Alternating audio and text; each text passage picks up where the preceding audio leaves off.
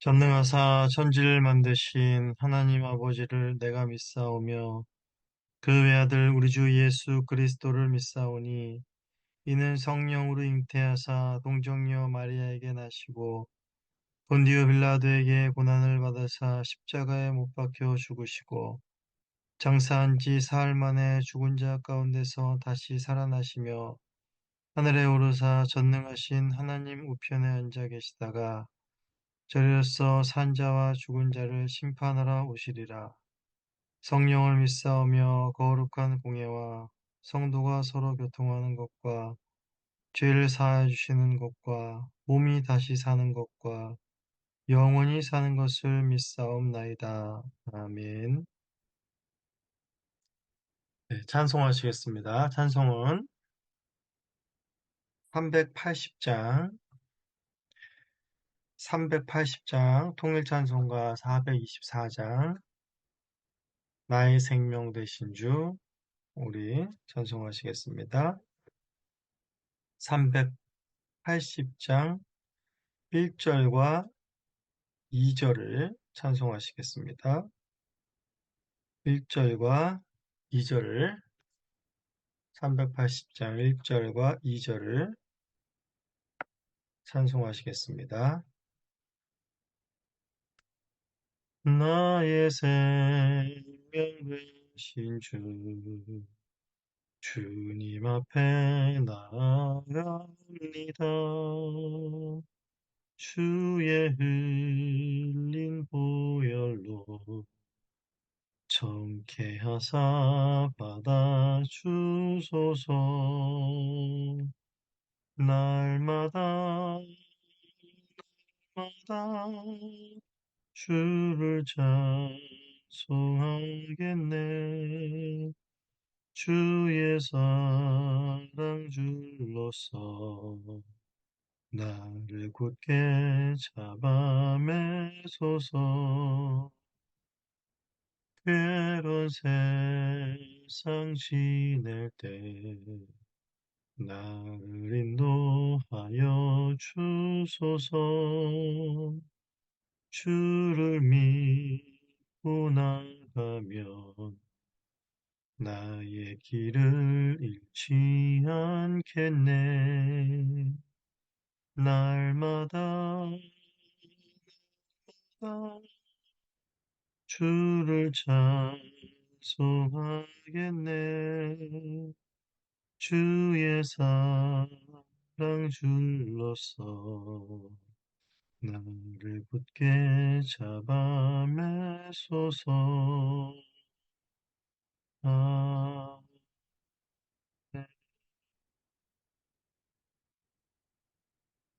네, 하나님의 말씀 보시겠습니다.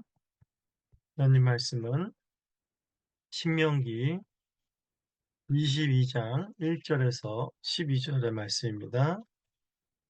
신명기 22장 1절에서 12절의 말씀을 봉독하도록 하겠습니다. 내 형제의 소나 양이 길을 잃은 것을 보거든 못 본 채 하지 말고 너는 반드시 그것을 끌어다가 내 형제에게 돌릴 것이요.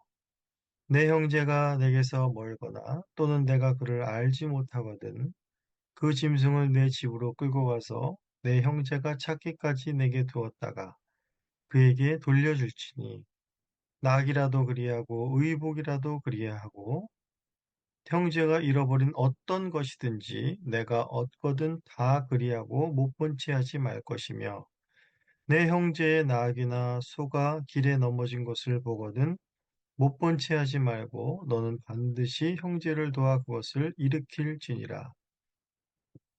여자는 남자의 의복을 입지 말 것이요 남자는 여자의 의복을 입지 말 것이라. 이같이 하는 자는 내 하나님 여호와께 가증한 자니라. 길을 가다가 나무에나 땅에 있는 새의 보금자리에 새 새끼나 알이 있고 어미새가 그의 새끼나 알을 품을 것을 보거든 그 어미새와 새끼를 아울러 취하지 말고 어미는 반드시 놓아줄 것이요 새끼는 취하여도 되나니 그리하면 내가 복을 누리고 장수하리라. 내가 새 집을 지을 때에 지붕에 난간을 만들어 사람이 떨어지지 않게 하라. 그 피가 내 집에 돌아갈까 하노라. 내 포도원에 두 종자를 섞어 뿌리지 말라. 그리하면 내가 뿌린 씨의 열매와 포도원의 소산을 다 빼앗길까 하노라. 너는 소와 나귀를 결의하여 갈지 말며 양털과 배실로 섞어 짠 것을 입지 말지니라. 너희는 너희가 입는 겉옷의 내 귀에 술을 만들지니라. 하나님의 말씀입니다. 하나님께 감사합니다. 네, 가나안 땅을 목전에 두고 이제 모세는 신명기 5장에서부터 10계명을 다시 상기시키면서 그 10계명과 연결된 여러 법들을 이스라엘 백성들에게 말해주고 있습니다. 이것은 이스라엘 백성들이 가나안 땅에 들어가서 하나님의 백성의 정체성을 잃어버리지 않고 거기서 하나님의 백성다운 삶을 살게 하기 위한 명령인 것입니다. 오늘 본문은 살인하지 말라라는 6계명과 직접적으로 또는 간접적으로 연결이 되어 있습니다. 즉 생명에 대한 보호라는 의미를 공통적으로 담고 있다라는 것이지요. 먼저 1절부터 4절은 형제를 도우라라는 명령입니다. 어떤 경우에 형제를 도우라는 것일까요? 바로 형제의 소나 양을 형제가 소나 양을 잃었을 경우, 더 나아가서 형제가 낙이나 또 의복을 잃었을지라도, 또 더 나아가 어떤 것이라도 그것을 형제가 잃었을 때, 그리고 그것을 취하거나 얻었을 경우에 못 본 채 하지 말고 다 잃어버린 형제들에게 돌려주어라 라는 말을 하고 있습니다. 만일 그것을 방치하고 모른 채 할 경우는 잃은 양이나 소 같은 경우 또 나귀 같은 짐승들은 생명을 잃을 수도 있습니다. 또한 그것을 잃어버린 형제들에게서 그 잃어버린 물건이 또 어떤 귀중품이었을 경우 주인은 상당한 상실감에 또한 살아갈 수도 있을 것입니다. 이러한 명령 가운데에서 먼저 보여주는 것은 사람은 얼마나 자기 중심적이며 이기적인 마음을 있는가라는 것을 보게 합니다. 사람은 내 일이 아니면 잘 나서려고 하지 않습니다. 또 혹은 남의 물건을 또 자신이 또 소유하려는 또 그런 욕심도 있습니다. 인간의 이 말씀 속에서 어, 사람의 개인주의, 또 이런 죄된 마음들을 먼저 떠올리게 되고, 이러한 방치와 무관심은 결국에는 내가 내 일이 아니면 상관없지가 아니라 바로 상대방을 실족해 하거나 또는 심하면 생명에도 지장을 주게 된다는 것을 우리는 기억해야 할 것입니다. 하지만 세상 속에서도 또 우리의 일상 속에서도 어, 그렇지 않은 경우도 보게 됩니다. 뭐 잃어버린 지갑을 또 수소문해서 또 경찰서에 맡겨서 제 주인을 찾아준다거나 또 독일 같은 경우는 이 선한 사마리아인 법이라는 것이 있어서 또 위기에 처한 사람들을 돌보지 않고 그냥 지나치면 또 벌금을 물리는 그런 법들이 있습니다. 사람은 이기적이기도 하지만 또 이런 양심의 행동으로 인하여서 이웃을 돕는 그런 일들이 있습니다. 하지만 이런 것 같이 선한 일이 있다 하더라도 하나님의 백성들에게서 이런 선한 일을 하는 것과 또 세상과는 그 동기가 많이 다르다는 것을 우리는 기억해야 됩니다. 이스라엘 백성들은 애굽에서 나왔고 또 그들의 모든 소유는 하나님으로부터 왔습니다. 애굽에서 나올 때 이스라엘 백성들은 수많은 귀금속들과 가축들을 가지고 나왔지요. 가나안 땅에 들어가서도 이들이 건축하지도 않고 갈지도 않은 땅과 집들을 이들은 얻게 될 것입니다. 그러하니 형제 중에서 누군가 무언가를 잃었다라고 하면 그것은 그 형제 개인의 것이기 전에 바로 하나님의 소유라는 사실을 잊어서는 안 됩니다. 하나님께서 그의 백성들이 먹고 살 수 있도록 모든 것을 예비하고 준비하시고 은혜로 베풀어 주셨다라는 것이지요. 이러한 하나님의 은혜를 잊지 않을 때에 우리는 이웃에 대한 적극적인 관심을 가질 수 있고, 또한 잃어버린 것으로 인해 생명의 지장을 받거나 실족하게 하지 않는 일을 우리가 그 땅 가운데서 할 수 있다라는 것입니다. 이로써 이스라엘 백성들은 형제 사랑의 한 부분들을 또한 실천해 나갈 수 있게 되는 것이 되는 것입니다. 그리고 두 번째로 이제 5절에서 남자와 여자의 의복을 바꾸어 입지 말라라는 명령을 하고 계십니다. 사실 요즘만 들어도 남녀의 복장이 많이 비슷해지긴 했지만 그래도 상식적으로 여자의 복장과 남자의 복장은 구분이 됩니다. 그리고 여자가 굳이 남자의 복장을 또 남자가 굳이 여자의 복장을 입는 경우는 거의 없습니다. 그런데 굳이 이런 명령을 주신 이유는 무엇일까요? 가나안 땅에 들어가서 굳이 복장에 대한 명령까지 주실 필요가 있을까라는 생각이 들게 합니다. 그런데 이런 행위가 여호와께 가증스러운 행위다라고까지 말하고 있습니다. 이렇게까지 말씀하신 것을 보면 바로 이러한 행위는 큰 죄의 문제가 결부되어 있다는 것을 알 수 있습니다. 즉 단순히 의복을 바꾸어 입는 것에 대한 경고가 아니라 의복을 바꾸어 입는 사람들에게 그 의도성과 다분한 목적성이 있다라는 것이지요. 당시 가나안에서는 아스타롯 신을 경배하기 위해서 이성의 옷을 서로 바꾸어 입는 우상 숭배의 풍조가 있었다고 합니다. 이런 경우 아주 다분히 우상 숭배의 목적으로 의복을 바꾸어 입는 것입니다. 이것은 우상 숭배를 하기 위해서 의도적으로 행하는 행위므로 여호와께서 아주 가증히 여기고 금하시는 것입니다. 또한 당시에도 그랬지만 오늘날에도 또한 성행하는 이런 성적 정체성, 남자가 여자로 또 여자가 남자로 이렇게 바뀌려고 하는 행위들, 다 적극적인 그 사람들의 의도성을 갖고 있는 것입니다. 이는 적극적으로 하나님께서 창조하신 남녀의 정체성, 그 질서를 혼란스럽게 만들고 파괴하려는 의도가 그 내면 안에 숨어 있는 것이기 때문에 여호와께서는 가증히 여기시며 그것을 행하지 말라 명하시는 것입니다. 하나님의 백성은 하나님의 지으신 성, 즉 남자와 여자의 지음받은 대로 질서 있게 또한 하나님의 형상을 드러내야 될 존재라는 사실을 또한 일깨우고 있는 명령인 것입니다. 그리고 세 번째로 6절에서 7절은 어미새와 새끼새를 동시에 취하지 말라라고 명하십니다. 여기서는 이제 먹기 위해 새를 잡을 경우를 말해주고 있는데 어, 신명기 14장 11절에 보시면 무릇 정한 새는 너희가 먹으려니와 라고 명하셨습니다. 그런데 여기서 주의할 것은 무엇인가 하면 새끼 새는 잡아도 되지만 어미 새는 놓아주라 라고 말하고 있습니다. 그리고는 새 잡는 것이 무엇이라고 이렇게 하면 내가 복을 누리고 장수하리라 라는 약속까지 주어지게 됩니다. 이러한 약속이 주어진 것은 이런 행위가 중요한 의미를 내포하고 있다는 것을 또한 말해주고 있는 것입니다. 여기서의 핵심은 새끼를 살려야 하느냐, 어미를 살려야 하느냐라는 것에 있지 않습니다. 이것은 바로 먼저 인간의 무절제한 탐욕으로 인해서 피조개를 마구 파괴하는 죄된 인간의 습성들을 먼저 보게 합니다. 오늘날에도 자연계에 대한 인간의 탐욕이 미친 결과 수많은 자연계의 파괴와 생태계의 질서에 혼란이 있음을 보게 됩니다. 결국 이런 결과는 고스란히 인간에게 악영향으로 미쳐지게 됩니다. 이 명령은 첫 번째로 인간의 탐욕으로 인한 당장의 욕심을 제어하게 하고 보다 나은 미래를 준비할 수 있는 지혜를 주고 있습니다.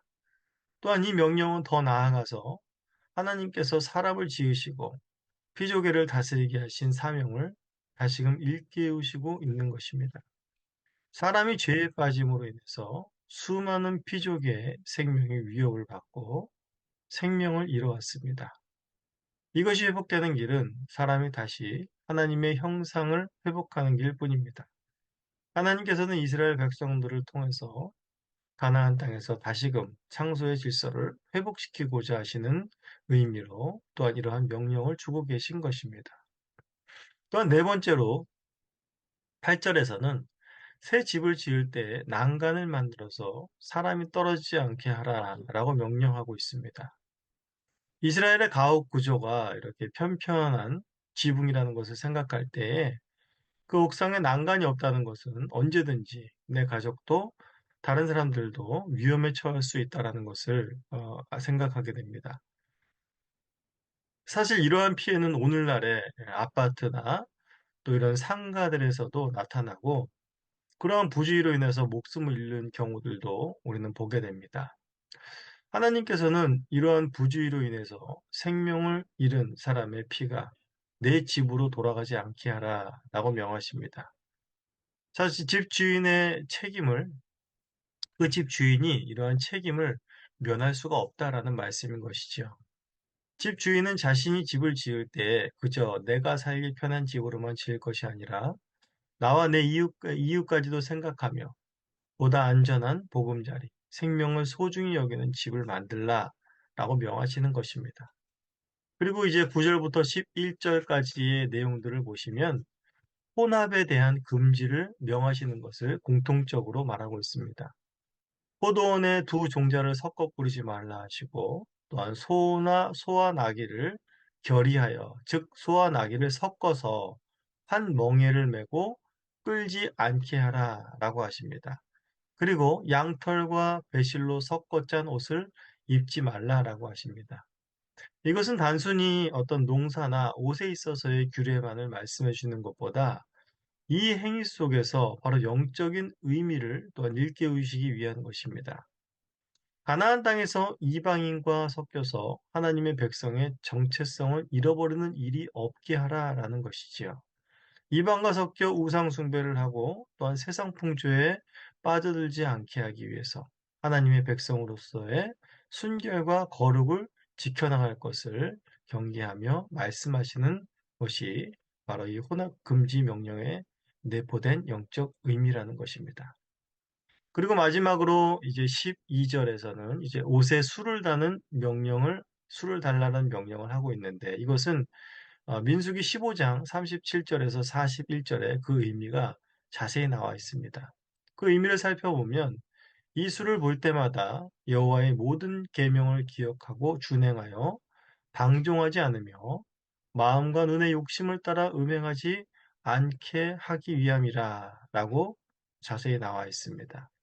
그러니까 이 의미는 쉽게 말하면 이겁니다. 의복은 항상 입고 다니는 것으로서 그 사람이 어떤 사람인지를 상기시키는 중요한 역할을 하게 되지요.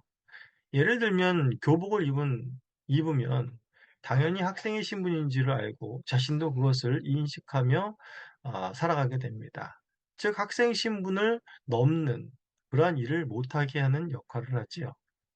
교복을 입고 담배를 산다든지 술집에 들어간다든지 즉 이스라엘에게 옷에 이런 장식을 하게 하는 것은 이런 규례를 주는 것은 바로 하나님 백성의 정체성을 늘 기억하며 세상의 풍조와 유혹 속에서 이겨 거룩한 삶을 살게 나가게 하기 위한 것이라는 것입니다. 그러나 주의해야 할 것은 마태복음 23장 6절에서도 보듯이 마태복음 23장에서는 바리새인들이 경문에 띠를 넓게 하며 옷수를 길게 하였습니다. 이러한 복장을 한 것은 바로 사람들에게 자신들이 경건한 자다라는 것을 드러내기 위한 것이었지요. 이에 예수님은 이러한 행위를 본받지 말라라고 말씀하십니다. 즉 구약 때부터 이렇게 옷을 통한 행위들은 하는 것은 우리는 거룩한 자다라고 하면서 자랑하거나 교만해지라는 의미가 아니었습니다. 바로 하나님의 백성으로서 가나안 땅에 우상 숭배에 빠져 멸망하는 일이 없게 하기 위한 하나님의 조치였던 것입니다. 오늘 본문을 살펴보면 바로 짐승, 잃어버린 짐승, 의복, 또한 농사 등 일상의 삶이 일상 속에서의 이스라엘 백성, 신자의 삶이 거룩한 삶, 순결한 삶이 되어야 함을 말해주고 있는 것입니다. 이러한 명령은 단순히 하나님께서 내가 거룩하니 너희도 거룩하라 라는 명령을 강요적으로 받아들이라는 것이 아니라 바로 일상 속에서 임하시는 하나님의 보호와 그의 백성들을 사랑하심이 얼마나 잘 드러나 있는가를 이 명령 속에서 깨닫게 하기 위함입니다. 위의 명령의 몇 가지를 한번 생각해 보십시오. 옥상의 난간을 바라보면서도 하나님께서 나와 이웃의 생명을 얼마나 보호하기 원하시고 또한 사랑하시는가를 알게 하며 옷 하나를 보더라도 하나님께서 나를 세상에서 구별하시고 보호하시며 나를 넘어뜨리려는 올무에서 건지기를 얼마나 원하시는가라는 하나님의 마음을 알 수 있습니다. 즉 하나님의 백성들의 삶 하나하나에 바로 하나님의 보호와 사랑이, 하나님의 열심이 녹아 있다라는 것을 오늘 명령 속에서 깨닫게 해주시는 것이지요. 이는 구약 때도 마찬가지고 신약 때도 오늘날 우리의 삶 속에서도 마찬가지입니다. 오늘날 우리가 기도하는 삶 하나하나, 우리가 살고 있는 곳, 우리의 이웃, 또한 우리의 직장의 사역의 삶의 터전들, 이 모든 곳곳에 하나님이 함께 하시고 하나님의 보호와 또한 하나님이 우리를 향한 사랑이 함께 한다는 사실을 잊지 마시고 그 은혜 가운데서도 강건하신 오늘 하루가 되시기를 간절히 소원합니다. 기도하시겠습니다. 하나님 아버지 감사합니다. 오늘도 하나님께서 이스라엘 백성들에게 주신 유료한 명령들을 통하여서 우리의 일상의 삶이 또한 하나님의 형상을 닮은 또한 거룩한 삶이 되어야 함을 또한 깨닫게 하심을 감사합니다. 우리의 일상의 삶 속에서 하나님이 함께 하시고 얼마나 우리를 사랑하셔서 우리를 보호하시고 우리를 인도하시는지를 깨닫게 하시니 감사합니다. 오늘날 우리에게 베풀어 주신 하나님의 크신 은혜에 하나님의 큰 구원이 또한 우리의 삶 가운데 우리의 존재 가운데 녹아져 있습니다. 오늘도 하나님께서 베푸신 그 사랑들을 기억하며 하나님께서 오늘도 우리와 동행하시고 우리를 구하시는 하나님의 열심을 우리가 깨닫게 하시고 그로 인하여서 오늘 하루의 삶이 넉넉한 삶, 부유한 삶 되게 하여 주시옵소서. 감사합니다. 예수님의 이름으로 기도합니다. 아멘. 다 함께 주님께서 가르쳐 주신 기도로 우리의 기도를 마치겠습니다. 하늘에 계신 우리 아버지여, 이름이 거룩히 여김을 받으시오며 나라가 임하시오며 뜻이 하늘에서 이루어진 것 같이 땅에서도 이루어지이다. 오늘 우리에게 일용할 양식을 주시옵고 우리가 우리에게 죄 지은 자를 사하여 준 것 같이 우리의 죄를 사하여 주시옵고 우리를 시험에 들게 하지 마시옵고 다만 악에서 구하시옵소서. 나라와 권세와 영광 아버지께 영원히 싸움나이다. 아멘.